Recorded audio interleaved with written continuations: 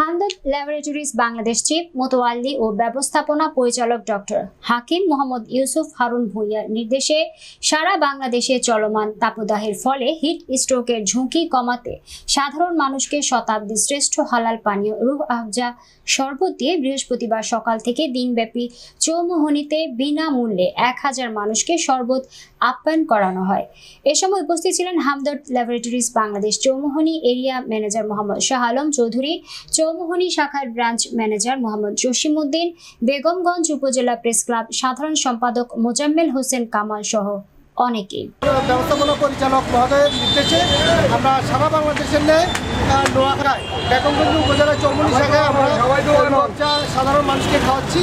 সকাল থেকে এই কার্যক্রম শুরু করছি, এখন পর্যন্ত প্রায় 1000 খানিক লোককে আমরা শরবত দিতে আহ্বান করেছি। এবং বাংলাদেশে বর্তমানে যে গ্রীষ্মকালের তাপদাহ বিরাজ করতেছে, যেটা 75 বছরের মধ্যে সর্বোচ্চ তাপমাত্রা বিরাজ করতেছে, প্রচুর অনেক মানুষ গরমে অসুস্থ হয়ে যাচ্ছে, হিটস্ট্রোকে মারা যাচ্ছে। আমরা প্রতিনিয়তই পেপার পত্রিকায় দেখি।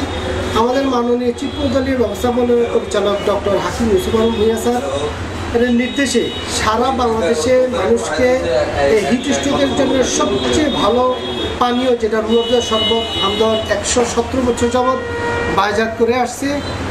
এখানে সম্পূর্ণ ন্যাচারাল উপাদান দিয়ে তৈরি এই শরবতটা আমরা সবাইকে খাওয়াচ্ছি। এতে মানুষের হিট স্ট্রোকের ঝুঁকিটা একেবারেই কমে যাবে, যেটা কন্টিনিউ চলতেছে। আমরা সকাল থেকে প্রায় 1000 বেশি মানুষকে শরবত খাওয়াচ্ছি এবং এটা কন্টিনিউ থাকবে।